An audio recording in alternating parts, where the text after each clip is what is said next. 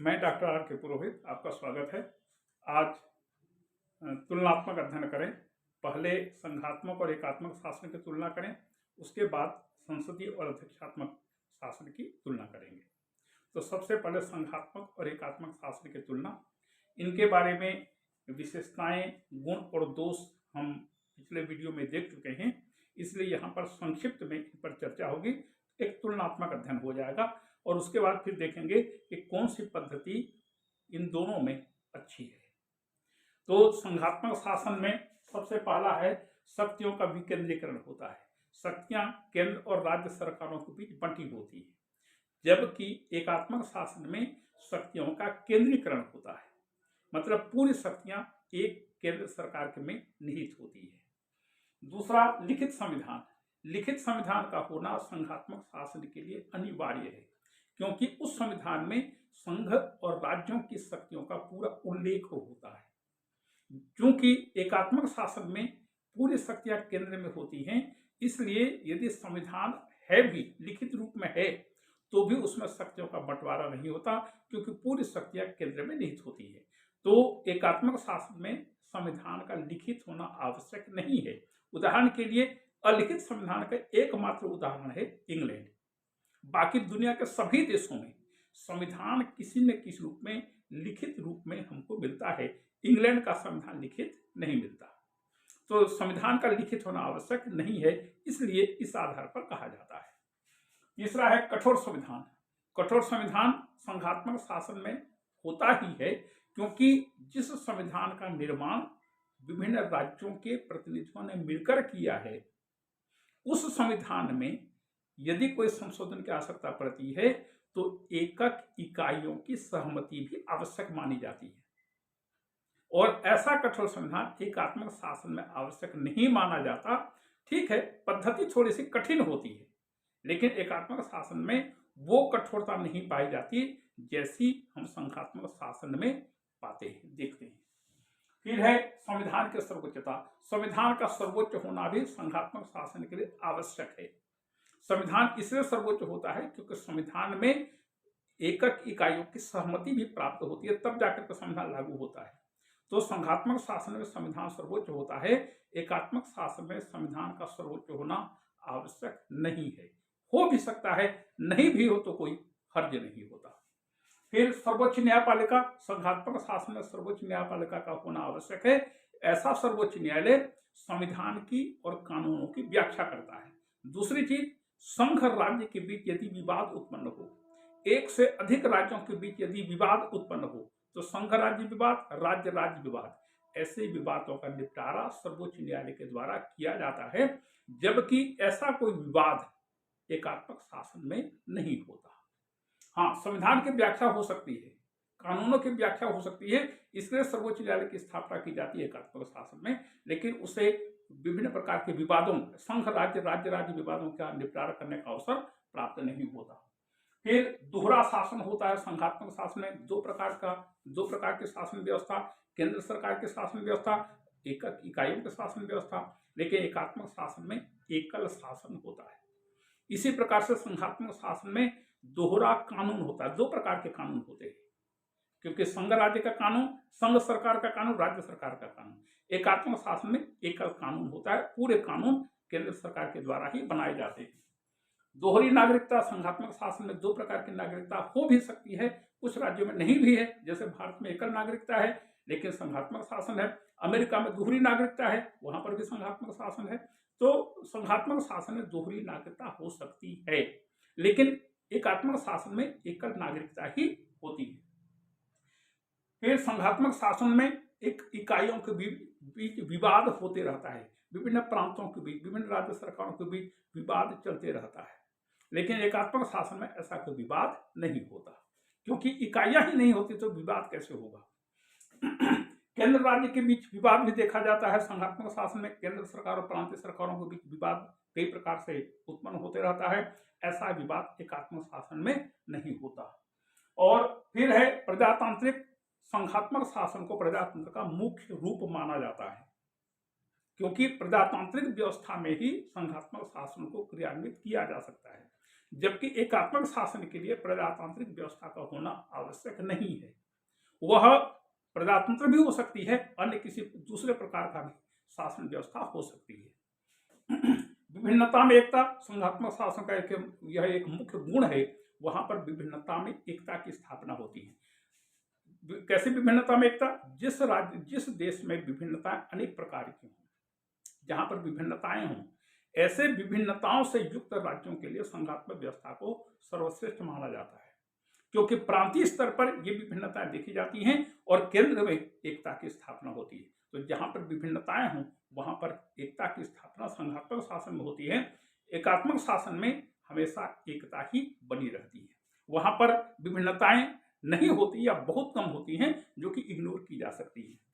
और बड़े राष्ट्रों के अनुकूल संघात्मक शासन को बड़े राष्ट्रों के लिए उपयुक्त माना जाता है, एकात्मक शासन को छोटे राज्यों के उपयुक्त माना जाता है। चुनाव व्यय, संघात्मक शासन में हमेशा कुछ न कुछ चुनाव होते रहते हैं, तो चुनाव में व्यय बहुत ज्यादा बढ़ जाता है, सरकार का भी बढ़ जाता है और उम्मीदवारों का भी चुनाव बहुत ज्यादा बढ़ जाता है।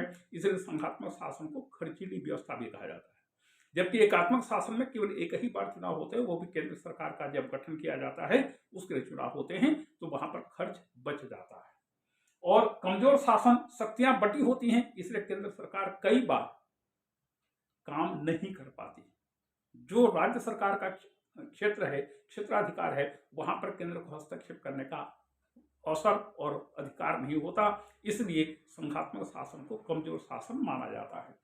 और संकट काल के उपयुक्त है, संकट काल के लिए संघात्मक शासन को उपयुक्त नहीं माना जाता है, क्योंकि संकट काल में शक्तियों का केंद्रीकरण होना अनिवार्य होता है, ताकि एक स्थान पर शक्तियां केंद्रित हों और केंद्र सरकार देश की सुरक्षा के लिए आवश्यक कदम उठा सके। इसलिए संघात्मक शासन को संकट काल के उपयुक्त नहीं माना जाता है। और इसलिए भारत में क्या किए हैं, आपातकालीन प्रावधान किया गया है, और उस आपातकालीन प्रावधान में यह स्पष्ट है कि जैसे ही संकट काल की उद्घोषणा होती है, राज्यों की स्वायत्तता खत्म हो जाती है, केंद्र का, देश का संघीय स्वरूप समाप्त हो जाता है और शासन एकात्मक रूप में परिवर्तित हो जाता है। जबकि अमेरिका में ऐसा कोई प्रावधान नहीं है, इसलिए अमेरिका में परेशानी होती है। जबकि एकात्मक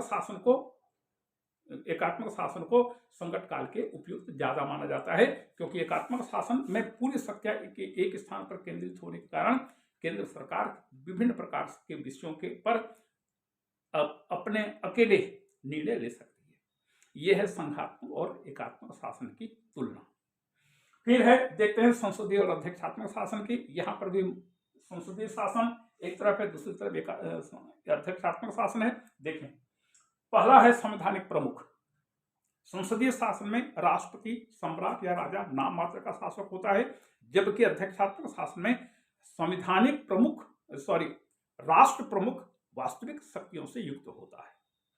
पूरी शक्तियां, दोनों स्थानों पर पूरी शक्तियां एक राष्ट्रपति में निहित होती हैं, लेकिन संसदीय शासन में राष्ट्र प्रमुख संवैधानिक प्रधान या रबर स्टैंप मात्र होता है, जबकि अध्यक्षात्मक शासन में राष्ट्र प्रमुख सर्वा और शक्तिशाली होता है।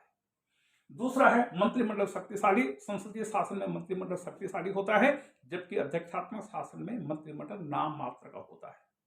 मंत्रिमंडल के पास कोई शक्ति नहीं होती, राष्ट्रपति जितना चाहे उतनी शक्ति इनको दे सकता है और कभी भी उसे शक्तियां भी वापस ले सकता है। फिर कार्यपालिका और व्यवस्थापिका में संबंध। संसदीय शासन में कार्यपालिका व्यवस्थापिका दोनों मिलकर एक हो जाते हैं, एकजुट होकर काम करते हैं, जबकि अध्यक्षात्मक शासन में दोनों के बीच शक्तियों का पृथक्करण होता है। चौथा, कार्यपालिका व्यवस्थापिका के प्रति उत्तरदायी। कार्यपालिका अर्थात मंत्रिमंडल, व्यवस्थापिका अर्थात प्रथम सदन, व्यवस्थापिका का प्रथम सदन, मंत्रिमंडल प्रथम सदन के प्रति उत्तरदायी होता है। अध्यक्षात्मक शासन में ऐसा उत्तरदायी मंत्रिमंडल नहीं होता। सामूहिक उत्तरदायित्व संसदीय शासन का यह जान है, सामूहिक उत्तरदायित्व। अध्यक्षात्मक शासन में सामूहिक उत्तरदायित्व नहीं होता। फिर प्रधानमंत्री का नेतृत्व। प्रधानमंत्री का पद संसदीय शासन में मुख्य पद माना जाता है, अध्यक्षात्मक शासन में प्रधानमंत्री का होना आवश्यक नहीं है। जैसे अमेरिका में प्रधानमंत्री का पद ही नहीं रखा उन्होंने, पूरी शक्तियां एक व्यक्ति में निहित कर दी, उसमें राष्ट्रपति का पद भी सम्मिलित है, प्रधानमंत्री का पद भी सम्मिलित है। कहना चाहिए संसदीय शासन में राष्ट्रपति और प्रधानमंत्री दोनों मिलकर जो और जैसा काम करते हैं। अध्यक्षात्मक शासन में जैसे अमेरिका में एक राष्ट्रपति दोनों काम करता है, राष्ट्रपति का भी काम करता है और प्रधानमंत्री का भी काम करता है। फिर गोपनीयता का होना यहाँ पर आवश्यक नहीं है। एकता का भी होना आवश्यक नहीं है। एकता मतलब निर्णयों में एकता, मतलब मंत्रिमंडल के सभी निर्णय एकजुट होकर के लिए जाते हैं और मंत्रिमंडल के निर्णय के प्रति किसी भी मंत्री में भेद नहीं होता। ये इस प्रकार की एकता अध्यक्षात्मक शासन में देखने को नहीं मिलती। आगे राजनीतिक सजातीयता, सभी मंत्री एक ही राजनीतिक दल से संबद्ध होते हैं, ऐसा कोई आवश्यक अध्यक्षात्मक शासन में नहीं होता। उत्तरदायी संसदीय शासन का यह सबसे बड़ा गुण है।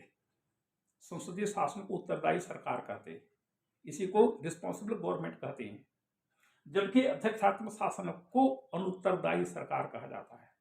ये कैसे? जितने भी मंत्री होते हैं संसद में, संसद के सदस्य होते हैं, संसद की बैठक में उपस्थित होते हैं, वहां पर जो उनसे प्रश्न पूछा जाता है, सरकार से जो भी स्पष्टीकरण मांगा जाता है, मंत्रियों को उसका उत्तर और स्पष्टीकरण देना आवश्यक होता है। इसलिए संसदीय शासन को उत्तरदायी सरकार कहते हैं।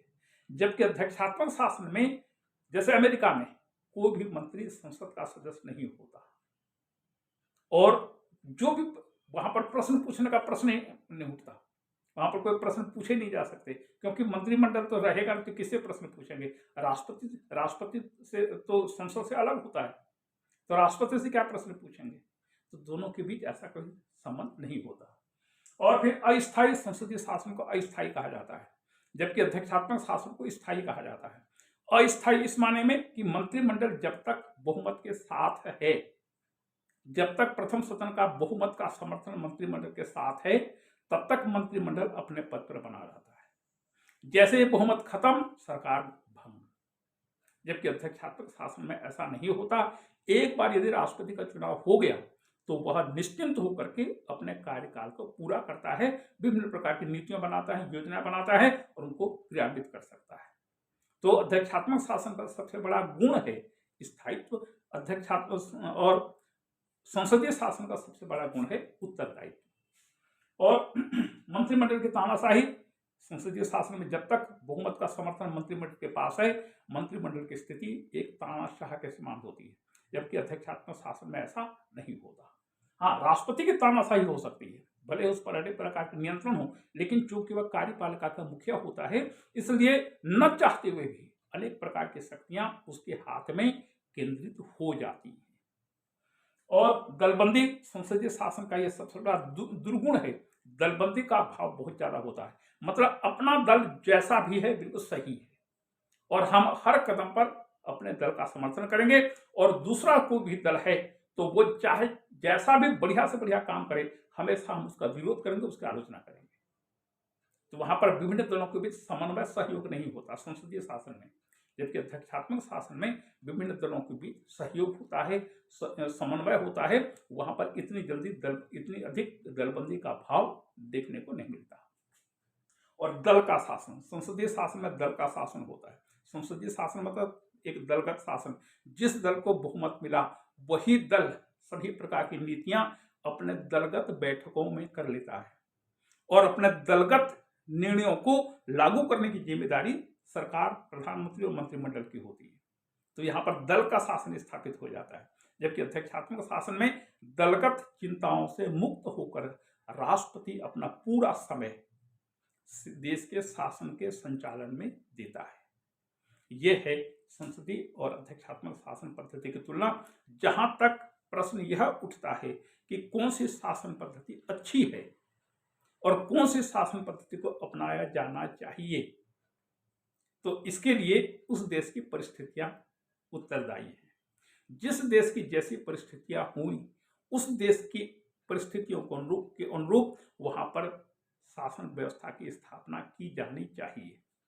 एक दूसरी चीज, शासन व्यवस्था चाहे कैसे भी आप लागू करें, जनता पर थोपी गई व्यवस्था नहीं होनी चाहिए। यदि जनता पर कोई भी व्यवस्था थोपी जाती है, जबरदस्ती बलपूर्वक लागू किया जाता है, तो निश्चित रूप से वह व्यवस्था स्थायी नहीं हो सकती। यहां पर थोड़ा सा देखिएगा, जैसे हमने संघात्मक शासन के बारे में कहा कि ये संघात्मक शासन बड़े देशों को उपयुक्त है, जहां पर विभिन्नताएं हों वहां पर ज्यादा उपयुक्त है। अब आप सोवियत संघ में संघीय संघात्मक शासन को देखिए, पहले सोवियत संघ जो था वहां पर संघात्मक शासन, भारत के संघात्मक व्यवस्था को देखिए, स्विट्जरलैंड के संघात्मक व्यवस्था को देखिए और अमेरिका के संघात्मक व्यवस्था को देखिए। अमेरिका में संघात्मक व्यवस्था की स्थापना इसलिए हुई क्योंकि वहां पर 13 स्वतंत्र राज्य थे, छोटे छोटे राज्य थे। इन 13 राज्यों ने मिलकर के एक संघात्मक व्यवस्था को स्थापित किया।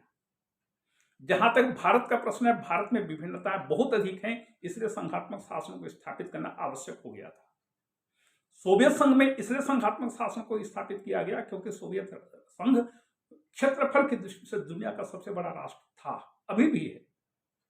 तो चूंकि देश बहुत बड़ा था, इसलिए सोवियत संघ में, सोवियत रूस में संघात्मक व्यवस्था की स्थापना की गई।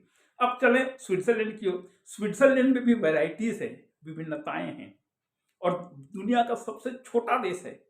मुश्किल से 25-27 लाख जनसंख्या है और 25-27 लाख जनसंख्या में 22 प्रांत हैं, वहां पर संघात्मक शासन है। तो जैसे देश की परिस्थिति होगी उसके अनुरूप संघात्मक या एकात्मक शासन की स्थापना की जा सकती है, किया जाना चाहिए। इसी प्रकार से संसदीय और अध्यक्षात्मक व्यवस्था को लीजिए। संसदीय शासन को इसलिए ज्यादा लोकप्रिय माना जाता है क्योंकि यहां पर मंत्रिमंडल अपने कार्यों और भूलों के लिए संसद के प्रति उत्तरदायी होता है। इसलिए दुनिया के अधिकांश देशों में संसदीय व्यवस्था को अपनाया जाता है कि प्रजातंत्र है, प्रजातंत्र का मूल तत्व उत्तरदायित्व है और शासन को जनता के प्रति उत्तरदायी होना चाहिए। जबकि अध्यक्षात्मक शासन में ऐसा नहीं होता, वहां पर कार्यपालिका व्यवस्थापिका के प्रति उत्तरदायी नहीं होती। लेकिन चूंकि अमेरिका में अध्यक्षात्मक शासन को अपनाया गया, तीनों की शक्तियां अलग अलग कर दी गई, इसलिए अध्यक्षात्मक शासन को अमेरिका के लोगों ने पसंद किया और अभी भी वहां पर अध्यक्षात्मक व्यवस्था चल रही है अच्छी तरह से। उस सिस्टम में लोगों ने अपने आप को ढाल लिया है, पूरी शासन व्यवस्था उसके अनुरूप ढाली जा चुकी है। पिछले 250 से ज्यादा वर्ष हो चुके हैं और वहां पर अध्यक्षात्मक व्यवस्था अच्छी तरह से चल रही है। यदि अमेरिका वालों को नया संविधान बनाना पड़ा भी तो वो अध्यक्षात्मक पद्धति को नहीं छोड़ेंगे। जबकि भारत में भी यही स्थिति आ गई है कि यदि भारत में संसदीय और अध्यक्षात्मक पद्धति को, संसदीय के बदले यदि अध्यक्षात्मक पद्धति को लागू करने का कोई प्रयास किया गया तो जनता विरोध करेगी, जनता कहेगी संसदीय पद्धति ही अच्छी है। तो जिस देश की जैसी परिस्थितियां होंगी उसी प्रकार से संसदीय अध्यक्षात्मक पद्धति को स्वीकार किया जा सकता है। फ्रांस में भी अध्यक्षात्मक पद्धति है, लेकिन फ्रांस ने अध्यक्षात्मक पद्धति को क्यों अपनाया? इसलिए अपनाया क्योंकि फ्रांस में बहुदलीय व्यवस्था है, बहुदलीय पद्धति है। तो वहां पर ऐसा हुआ कि 1959 के पहले, 1959 के पहले जो सरकारें बनती थी, बहुदलीय व्यवस्था होने के कारण वह सरकारें मुश्किल से 2-4-6 महीने चल पाती थी, उसके बाद सरकार गिर जाती थी, फिर नई सरकार बनाओ या तो नया निर्वाचन कराओ। तो फ्रांस की जनता बहुत ज्यादा त्रस्त हो गई बार बार के चुनाव से और आखिरकार उन्होंने अध्यक्षात्मक शासन पद्धति को स्वीकार करते हुए राष्ट्रपति का कार्यकाल एकदम से 7 वर्ष कर दिया, 7 ईयर्स। तो अमेरिका में, तो फ्रांस में राष्ट्रपति का कार्यकाल 7 वर्ष है। तो एक बार राष्ट्रपति का चुनाव हो गया और वह फिर निश्चिंत होकर के 7 वर्ष तक शासन करता है। और देख लीजिएगा, जब से अध्यक्षात्मक व्यवस्था को फ्रांस ने स्वीकार किया, तब से वहां पर स्थायी सरकार काम कर रही है। तो जिस देश की व्यवस्था जैसी होगी उसी के अनुरूप प्रत्येक देश को शासन व्यवस्था का गठन करना चाहिए, शासन व्यवस्था का संचालन करना चाहिए, लेकिन यह जनता की स्वीकृति का आधार पर होने चाहिए। जनता पर जबरदस्ती यदि कोई चीज आप थोपेंगे तो थोपी गई चीज स्थायी नहीं हो सकती, क्योंकि सोवियत संघ का उदाहरण हमारे पास है, साम्यवादी व्यवस्था का उदाहरण हमारे पास है। इसी के साथ यह तुलनात्मक अध्ययन समाप्त हुआ।